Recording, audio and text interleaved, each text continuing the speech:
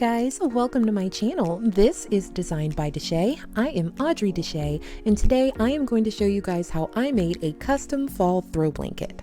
So right now I'm just creating my slip knot, and I am going to show you guys the basic stitches that I used, or basic stitch I should say, that I used to create this entire blanket. Even whenever I change yarn colors, I'm still just doing this, and it's so easy. So right now I'm just showing you guys how to create the foundation chain. You're going to yarn over, grab some yarn on your crochet hook, and then pull through your slip knot. And you're going to do that until you get to either your desired stitch count, or if you're just free forming it like I am, you're going to go until you get your desired width. This one was just for fun, so all I did was chained until I had a blanket that I thought would be wide enough for 2 people or really oversized for 1 person, because we like to snuggle in this household.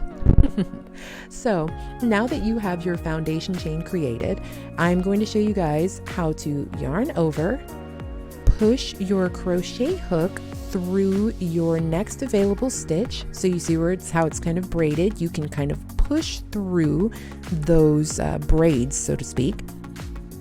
And then once you're through, you're going to grab some yarn, pull through the first loop, and now you should have 3 loops on your crochet needle, or your crochet hook, I should say. And then you're going to yarn over and pull through all 3 loops.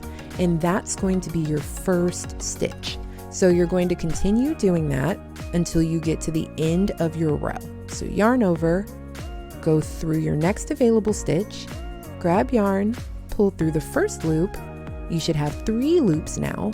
And then you're going to yarn over, grab some yarn, and pull through all 3 of those loops. Like I said, continue doing that until you get to the end. It's a little tight whenever you're working into your foundation chain. So if you notice that your crochet hook is having a little bit of trouble, you can, use your finger to kind of help push it through the stitch and then keep going. Once you get to your 3rd row, the stitches are going to be a lot bigger, so it'll be a lot easier to work in. But this is the basic thing, guys. Like, you're just going to keep doing this over and over. And like I said, I will be using 3 different colors in this blanket, but my technique is not going to change at all. It's this easy, guys. And also, this is a bulky 6 chenille yarn.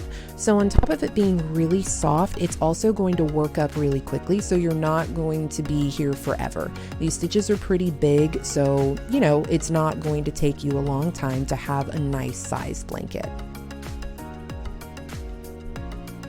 And now we're done with row 2.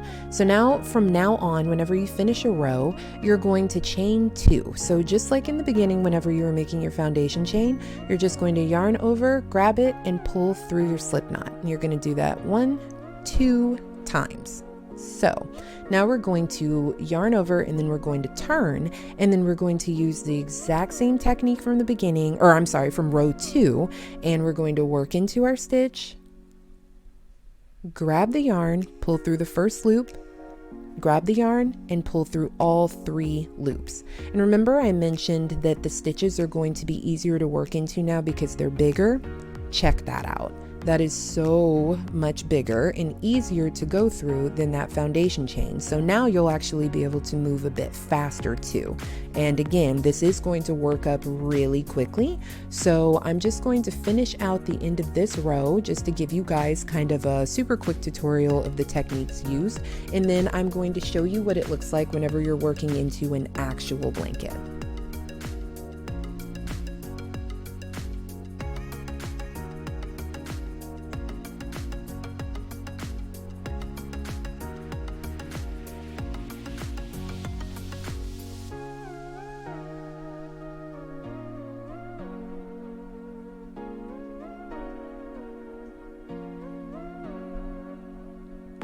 Look at that, guys.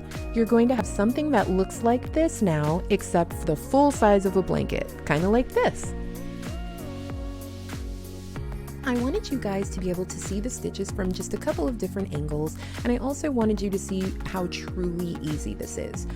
You know, I have the TV on and I am using this blanket as I work on it, which is always a great added bonus, you know, to not be freezing while you're making a blanket. So, you know, once it gets to about the halfway point, or I think right now it's about 3/4 of the way through, that is the nice little added bonus of it. And like I said, I'm not being super precise on this one because this is just for me, so I can, you know, have fun with it instead of, you know, stressing out about everything being perfect, you know, for a client. So I am using it as I work on it. I'm also throwing this thing around, I'm pulling it all around me, and this is actually how I'm measuring to see if it's big enough or not. So, you know, it's nice whenever you get to just kind of freestyle it instead of having to measure every tiny little thing. And I do have the TV on. I think I'm also talking on the phone maybe. I was able to finish it in about 2.5 days, all said and done. And this is the base of the blanket. Like I said, about 2.5 days on that, and it is wide enough, it's long enough, it's extra snuggly. So I'm going to bring in my additional yarn for the border. I used 2 of the brown, 1 of the yellow, and an additional burgundy. And the way I did this was making 3 rows of stitches for each color on the top and the bottom, and then just 1 row of stitching for each color on the sides. So the entire blanket does have a border, but it's a little thicker at the top and the bottom, and that worked out perfectly for this particular blanket because at the end of it, I only had a little bit of yarn left over out of each skein, so it was measured great. So as you can see, this was super simple. Even with the changes of yarn, the technique and the stitches do not change at all. I just continued doing this back and forth for, like I said, about 2.5 days. It took 8 skeins of yarn to create the base of the blanket, and then, you know, the 4 additional skeins with just a little bit left over to finish off the border. So not only was this easy and quick, it was pretty cheap too, guys. And here we have it, my custom fall throw blanket. The colors came together so well. I love how vibrant and pretty it is, how it really picks up my decor for, you know, the season and just the season itself. And it is so soft and so snuggly. I am already looking forward to snuggling up here. I think this is going to be one of my new favorite added additions, and it just looks so pretty out with everything else. So even when it's not in use, it's still prettying up the place. But, you know, I had to give it a test drive, and it is indeed as soft as it looks. I am so happy. My book, my coffee, my blanket, and fall. Thank you guys for watching. I can't wait to see you on the next one.